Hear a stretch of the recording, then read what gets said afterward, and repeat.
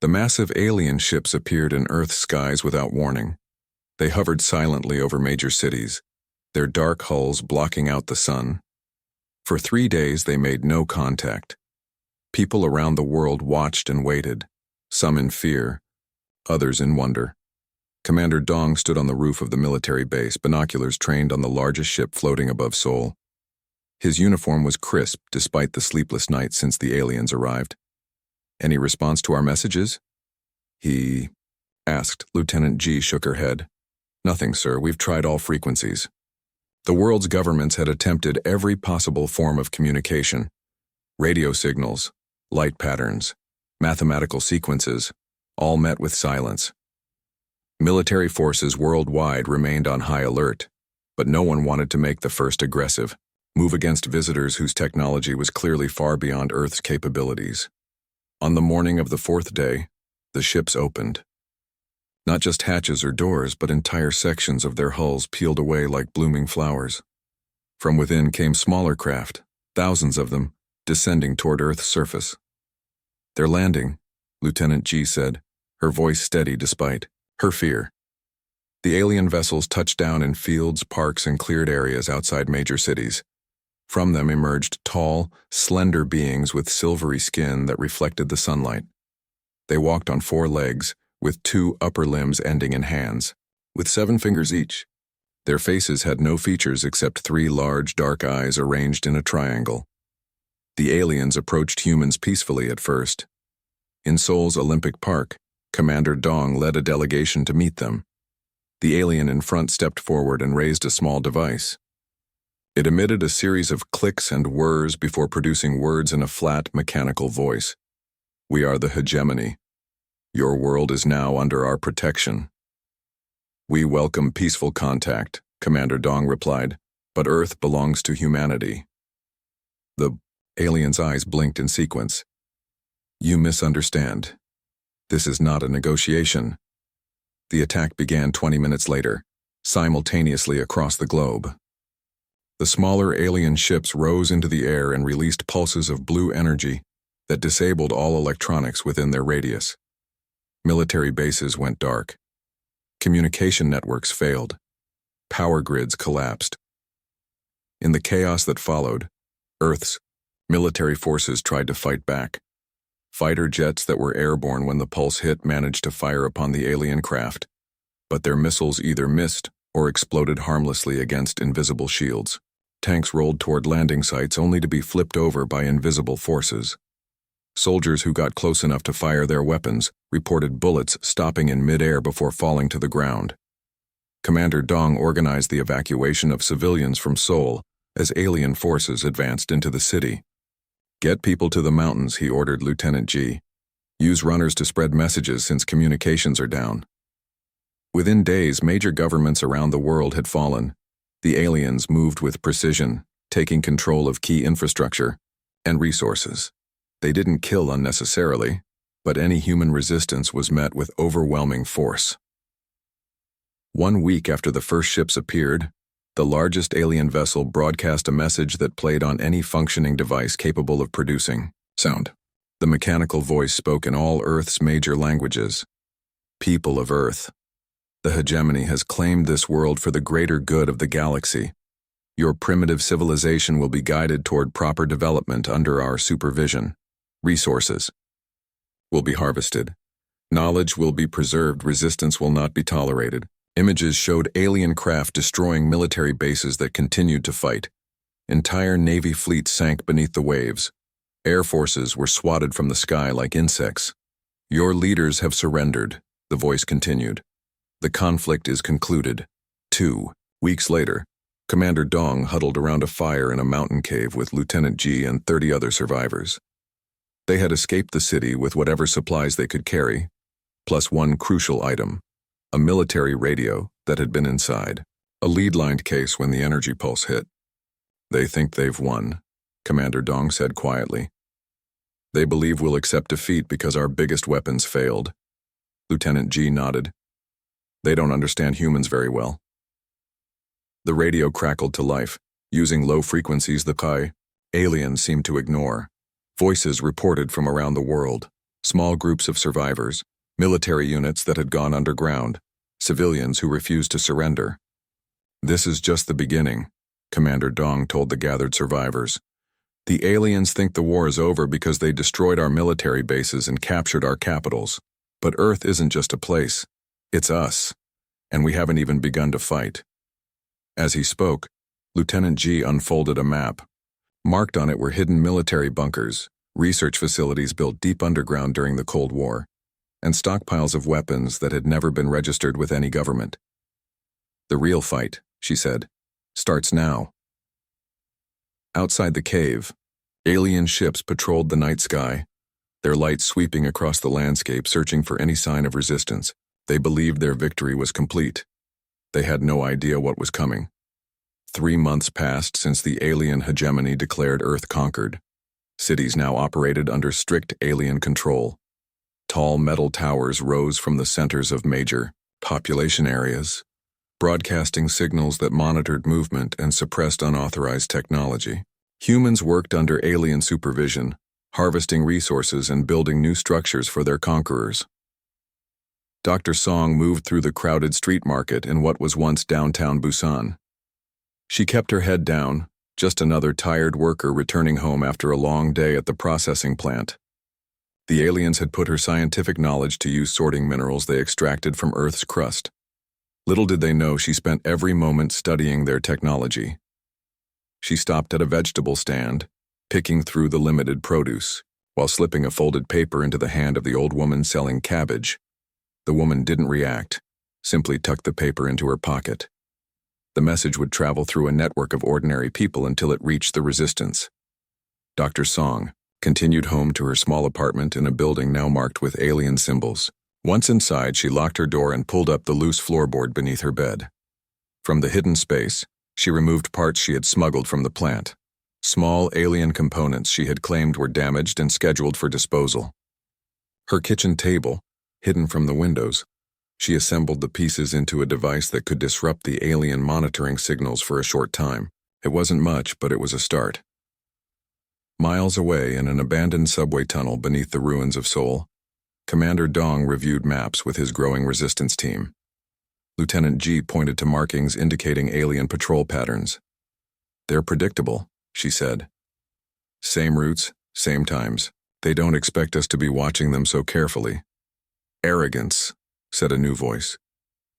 Captain Sun entered the chamber, his uniform torn and dirty from weeks hiding in the wilderness. "That's their weakness." Sun had arrived with 20 soldiers, who had escaped an alien processing center. More importantly, he brought knowledge of alien communication protocols. The resistance had discovered that the hegemony used specific frequencies to coordinate their forces. By listening, they could predict movements and plan accordingly. "What about the other cells?" Commander Dong asked.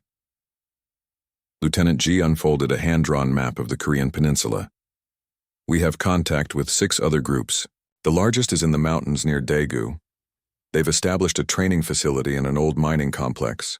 The resistance used simple methods to avoid detection: hand-delivered messages, Morse code transmitted through old radio equipment, patterns of hanging laundry that signaled safe houses. The aliens monitored digital communications and modern technology, but overlooked these primitive methods as beneath their concern. In a remote mountain village, Han taught children to fight. Not with guns or weapons that would alert the aliens, but with knowledge. The former history teacher gathered kids each day, supposedly to keep them occupied while parents worked in alien labor camps. "Remember everything," he told them as they sat in a circle on the floor of an abandoned school. "Remember our languages, our stories, our history. Remember who we are." The children also served as messengers carrying information between resistance cells. The aliens rarely stopped children, another oversight born of arrogance. At night, Han met with village elders and resistance coordinators in a root cellar beneath an old farmhouse. They gathered around a radio built from salvaged parts, listening to encrypted messages from resistance groups worldwide. "Moscow reports success disrupting alien supply lines," said the radio operator, writing down the Morse code message. "London has established contact with other European cells. Nairobi has discovered a weakness in alien personal shields. Han smiled. They're beginning to realize they're not alone. Back in Busan, Dr. Song finally completed her analysis of alien technology. Their weapons and shields operated on quantum principles but with a specific frequency limitation. She had discovered the pattern, a weakness that could be exploited. That night she slipped out past curfew, moving through dark alleys until she reached an old market building. 3 knocks, a pause, then 2 more. The door opened just enough for her to slip inside. Commander Dong and Lieutenant Ji waited within. Dr. Song placed her notes on the table, along with a small device she had built. "They're shields," she said, pointing to her diagrams. "They operate on a quantum frequency that can be disrupted. We can't defeat their technology directly, but we can make it fail at critical moments." Commander Dong studied the plans. "How many of these devices can you build? With the right materials, dozens, maybe hundreds." For the first time since the invasion, a genuine smile crossed Commander Dong's face. "Then we have our first real advantage." As they planned their first coordinated strike against the aliens, similar scenes played out in hidden locations across the planet. In basements and caves, forests, and abandoned buildings, humanity prepared. The aliens had declared victory too soon. The real battle was just beginning. 6 months into the alien occupation, Commander Dong led a small team through dense forest in the mountains north of Seoul. They moved quietly, avoiding the occasional alien patrol craft that hummed overhead. Each person carried a backpack with supplies and weapons gathered from their hidden camps. Lieutenant Ji checked her hand-drawn map against landmarks. "We should be close," she whispered. Dr. Song walked beside them, clutching a small device she had built from stolen alien technology. It beeped softly when pointed in different directions, detecting energy signatures. "There," she said, pointing to what looked like an ordinary rock face covered in vines and moss. "Something large is behind that wall." The team approached cautiously. Commander Dong ran his hands over the rocky surface until he found a small crack. He inserted a metal tool and pressed. Nothing happened. "Are you sure this is it?" Captain Sun asked, glancing nervously at the sky. "Being exposed for too long was dangerous." "The coordinates match what General Kang told us before the invasion," Commander Dong replied. He continued searching the rock face. Dr. Song moved her device closer to the wall. "Try 3 meters to the right. There's a stronger signal there." Commander Dong found another crack, barely visible. This time when he pressed, a soft hum emanated from the rock. A section of the cliff face slid aside, revealing a narrow passage into the mountain. The team entered quickly, and the door closed behind them. Dim emergency lights flickered on, illuminating a long corridor that sloped downward. They followed it cautiously until it opened into a massive underground chamber. "What is this place?" Lieutenant Ji whispered in awe. Before them stretched an enormous facility built inside the mountain. Rows of vehicles covered in protective tarps, weapon racks, computer systems, living quarters. The emergency lights provided just enough illumination to see the scale of the hidden base. A voice came from the shadows. "Welcome to Project Phoenix." General Kang stepped into the light. His uniform was pristine despite months of isolation. Behind him stood 30 soldiers at attention. "General," Commander Dong saluted. "We thought you died in the initial attack." "That was the intention," General Kang replied. "When the aliens arrived, select personnel were ordered to these facilities. We've been waiting for the right moment to emerge." He led them deeper into the facility, turning on more lights as they went. The true scale of the base became apparent. It wasn't just a bunker. It was an entire military installation hidden within the mountain. "How many of these exist?" "Doctor," Song asked, staring at technology she had never seen before. 12 worldwide, General Kang answered. "Built in secret over the past 30 years, after our government received warnings about possible extraterrestrial threats." "Warnings?" Lieutenant Ji asked. "From whom?" General Kang's expression darkened. "That's classified. What matters is that we prepared." He pulled a tarp off one of the vehicles, revealing a sleek machine unlike any military equipment they had. seen before. It resembled a tank, but with no visible wheels or treads. Its surface was made of a dark material that seemed to absorb light. "This is an electromagnetic hover vehicle," General Kang explained. "It can move silently and doesn't register on most scanning systems." He led them to another section where large mechanical suits stood in rows. Each was 3 meters tall with reinforced limbs and what appeared to be weapon systems built into the arms. "Combat exoskeletons," he said. "They multiply the wearer's strength and provide protection against most conventional weapons."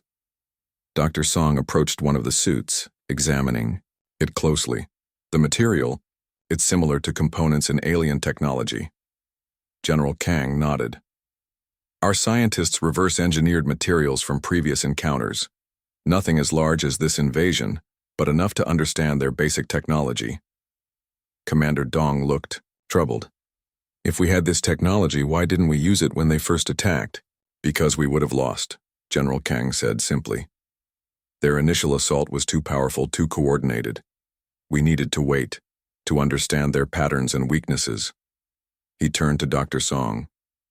"I understand you've made discoveries about their shield technology?" She nodded, showing him her notes and the disruption device she had built. General Kang studied them intensely. "This is exactly what we needed," he said. "With your disruptor and our technology, we can finally strike back effectively." He led them to a command center where maps showed alien positions across Korea and the world. "We've been gathering intelligence for months," General Kang explained. "Other Phoenix facilities are doing the same in their regions. We've identified key targets, command centers, power sources, communication hubs." Commander Dong studied the maps. "How soon can we move?" 2 weeks to prepare," General Kang replied. "We need to coordinate with resistance cells worldwide. The first strike must be simultaneous across all continents." As they planned, soldiers opened more weapon caches and powered up systems that had been dormant for months. For the first time since the invasion, hope spread through the resistance fighters. The aliens thought they had conquered a primitive species, but humanity had been preparing for this moment for decades. The real war was about to begin. Alien Commander Tay stood before the large viewing window of his command ship, hands clasped, behind his back as he observed Earth below. The blue planet had proven troublesome in recent weeks. What should have been a simple occupation was becoming increasingly difficult. "Another attack on our eastern resource facility," reported Officer Gill, approaching with a data tablet. "The third this week." "Casualties?" Commander Tay asked without turning. 8 warriors dead. Equipment damaged. Resource extraction delayed by at least 7 days. Commander Tay finally turned, his silver skin reflecting the lights of the command center. "These humans are becoming more than a nuisance. Their attacks are better organized, more effective. Should I increase patrols in that sector?" "Officer," Gill asked, "double them, and execute 10 humans from the nearby labor camp as punishment." From her station at the monitoring console, Science Officer Min looked up sharply. She had joined the Hegemony expedition as a researcher, excited to study Earth's unique biodiversity. Instead, she had witnessed months of cruelty against a species she had come to respect. "Commander," she said, keeping her voice neutral, "our research suggests harsh punishments increase human resistance rather than suppressing it." "Commander," Tay fixed his 3 eyes on her. "Your concern is noted, Science Officer. Return to your duties." Later that day, Officer Min slipped away from her post during rest period. She moved through the quieter sections of the massive ship until she reached her private laboratory. Once inside, she locked the door and removed a small device hidden beneath a floor panel. The communication device was crude by Hegemony standards, built from modified components to avoid detection by ship security systems. She activated it, sending a coded signal to the surface. "This is Friend Among Stars," she transmitted in careful human language. "The commander plans increased patrols in Eastern Sector. 10 executions ordered at Labor Camp 3.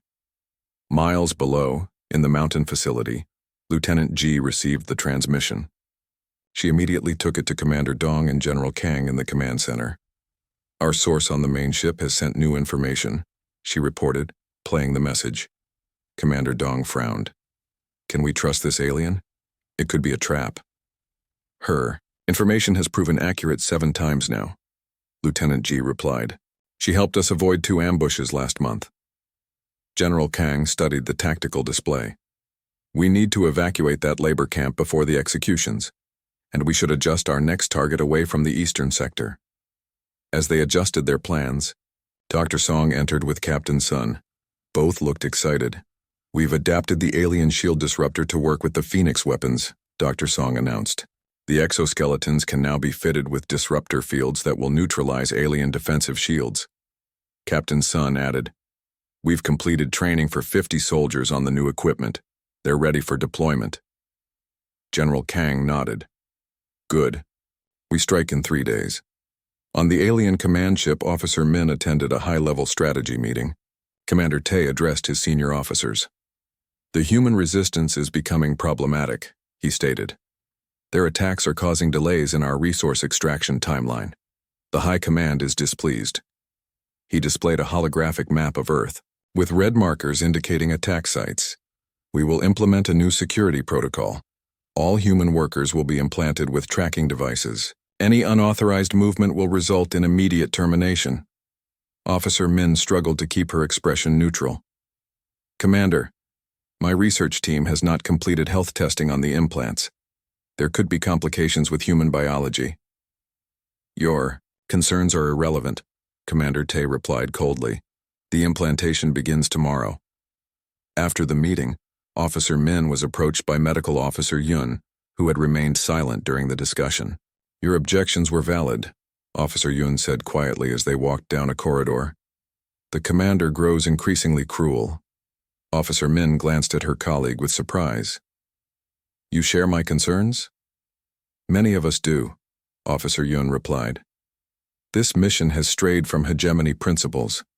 We came to expand our resources and knowledge, not to torture a sentient species. That night, Officer Min called an informal gathering in her laboratory. 6 other officers joined her, all from scientific divisions. They spoke in hushed tones about their growing concerns. The commander's methods violate our ethical guidelines, said Research Officer Jun. The High Command would not approve if they knew the full truth. What can we do? Asked Officer Yun.